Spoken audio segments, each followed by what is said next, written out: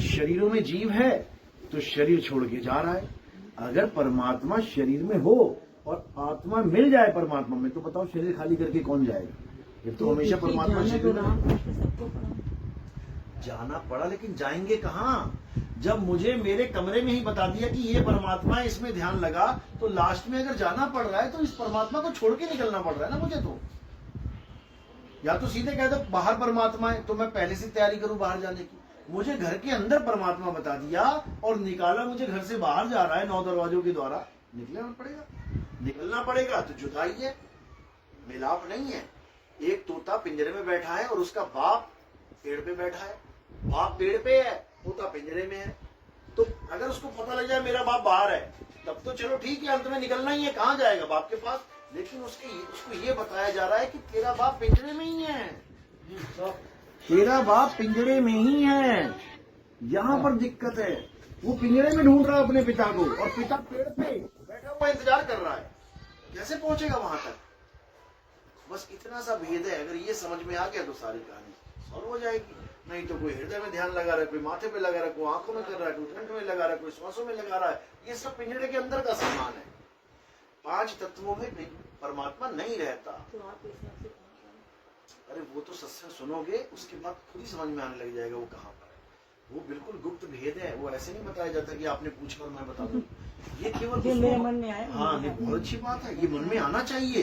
क्योंकि जब तक मन में नहीं आया तब तक तुम पूछोगी क्या, खोजोगी क्या? पूछेंगे एहसास कैसे होगा? हाँ, ये आपको बताया जाएगा कि आपका परमात्मा यानी आपका पिता पिंजरे में नहीं रहता, पिंजरे में आप हो।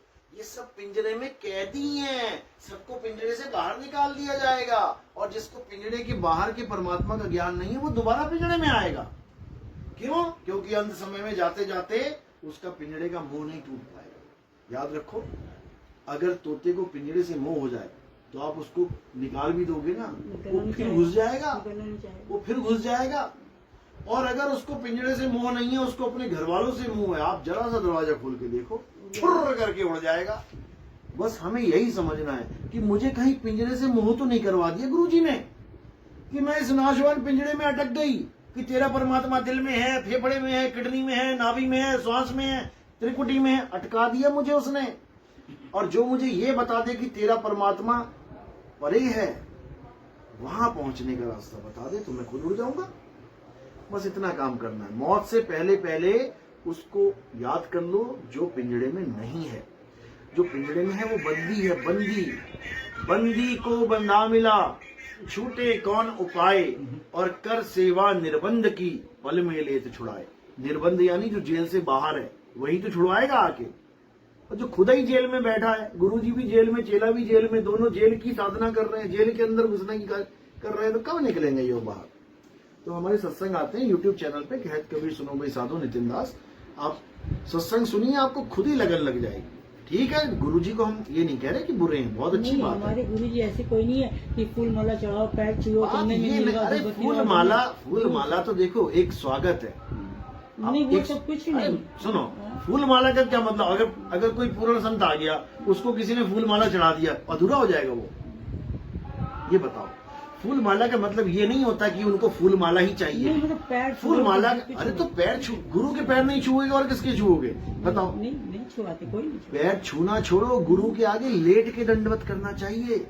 गुरु को कीजिए दंडवत और कोटि कोटि प्रणाम, कीट न जाने भृंग को गुरु कर ले आप समान। जो ये कहते हैं हम पैर नहीं छुआते, नहीं, ये सुनो कहते भी नहीं। सुनो, जो कहते हैं हम पैर नहीं छुआते, क्यों? क्योंकि तुम पैर छूने लायक ही नहीं हो।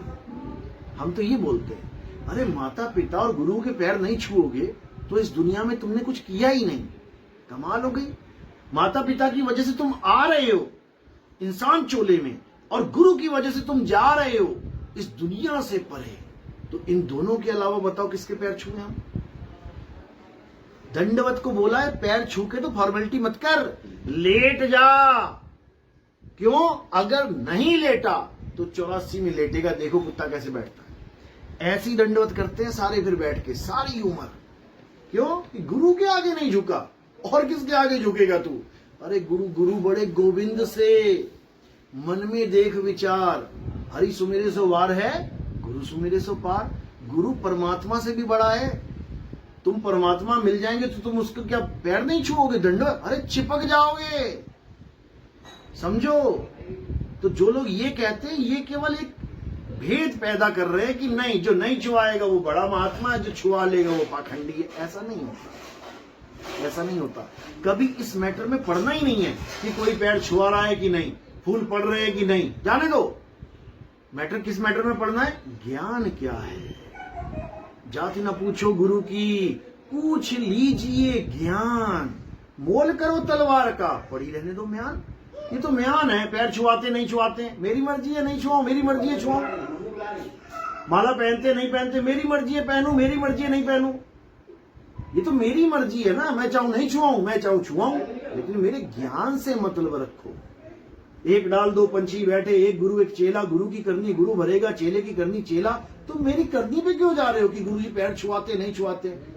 ज्ञान को हम बता रहे हैं ये सब नहीं है हमारे। अरे वो सब नहीं है, और भी बहुत से पंथ है जहाँ वो सब नहीं है। इससे वो पंथ असली नहीं हो गया या वो कोई नकली नहीं हो गया, वो म्यान है। वो तलवार देखो धार कितनी है उसमें, ज्ञान देखो क्या दिया जा रहा है। ज्ञान सही है तो मैं कहता हूँ लेट लेट के बंदगी कर, ज्ञान सही नहीं है मैं कहता हूँ पैर छूने की भी जरूरत नहीं है। हम तो ज्ञान के आधार से चलते हैं। कोई प्रवचन वगैरह भी नहीं है, कोई प्रवचन हो सत्संग हो वो सब वो भी नहीं है।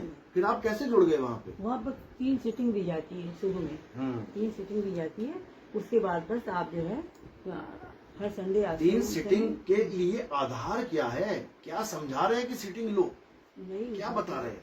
वही कि मतलब हम जैसे आपने कहा कि गीता में लिखा है कि मैं हृदय में हूँ, तो ये एक आधार है कि मैं कैसे मानूं आपकी बात। गीता में लिखा है कि मैं हृदय में हूँ, ठीक है भैया लिखा है तो मैं मान ले रहा हूँ, ये आधार है। तो आप कह रहे हो कि सत्संग भी नहीं होता वहाँ पे, तो आधार क्या है? जैसे अभी 28 तारीख को हैदराबाद में एक इतना बड़ा हॉल है, शांति कानावरम सुना होगा। एक बार अरे हमारे पास इनके भगत हैं, 1 लाख इनको छोड़ छोड़ के हमारे पास कई भगत आए हुए हैं।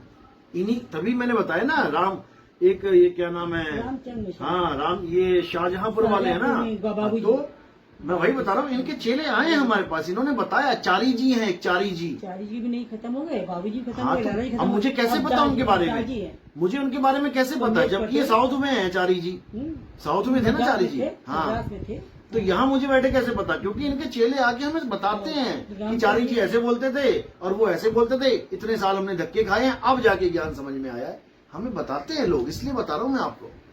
तो ये मत समझना कि आप बिल्कुल सही जगह पहुंच गए हो, क्योंकि गुरु का काम है सच बताना। मैं क्या बोल रहा हूं कि आप अभी पिंजड़े में ढूंढ रहे हो परमात्मा को। जिस दिन आपको ये पता लग गया कि मेरा परमात्मा पिंजड़े में नहीं आ सकता, उसको पिंजड़े में कोई कैद ही नहीं कर सकता, तो आप क्या कराते हैं? हम पिंजड़े से बाहर कैसे निकलना है, एग्जाम्पल दीजिए। जैसे कि मैंने बता तो दिया। जैसे कोई चिड़िया है, पिंजड़े से बाहर जो परमात्मा जहाँ बैठा है उसका पिता, हम उसका रास्ता बता देते हैं उसको। बताइए रास्ता हमारे। अरे ऐसे थोड़ी नहीं बताया जाता, पहले सत्संग सुनो। अच्छा, पहले आपको हाँ बिल्कुल, देखो ट्रेन की टिकट है ना, आपको पता है ना टिकटें मिलती हैं, लेकिन आप ले रहे हो जाके क्या? नहीं ले। अगर वो दे भी जाएगा ना, अगर बांट भी देंगे ना, लो दिल्ली की टिकट, लो दिल्ली की टिकट, तुमने जाना ही नहीं है, तुम लेके भी साइड में रख दोगे, हाँ भैया ठीक है चले जाएंगे। हाँ, जब आपको जाना होगा आप वहाँ 100 लोगों की लाइन में पीछे खड़े हो जाओगे, वेट करोगे कि मेरा नंबर आए, टिकट मिले और मैं जाऊं। इसको लगन कहते हैं। जिसको लगन नहीं है वो कहे अरे इतनी लंबी लाइन है यार, मैं नहीं जाता, चल हट। समझे बात को? ये तब काम करता है जब लगन लगी। गुरु से लगन कठिन है भाई, लगन लगे बिन काज न सरी है, जीव प्रलय हुई जाई। परमात्मा के पास जाने से पहले उस पर लगन चाहिए हमें, कि तुम पिंजरे में खुश हो या पिंजरे से बाहर जाने के लिए खुश हो। तड़प के बिना कुछ है बस, तो तड़प किसमें रखी है? तड़प पिंजरे में डाल दी इन लोगों ने कि तू पिंजरे में ही ध्यान लगा के बैठा रहे, और जब पिंजरा खड़बड़ाएगा तब तुम कहोगे अब मैं कहाँ जाऊं, तब हालत खराब हो जाएगी। उस समय के लिए हम ट्रेन करते हैं जीव को कि बेटा जब हालत खराब होने वाली होगी और पिंजरा छूटने वाला होगा, पिंजरा छोड़ के पंछी उड़ने वाला होगा, तब करना क्या है हम वो बताते हैं। उसके बाद आपको कोई रोक नहीं सकता। चलो सब लोग पानी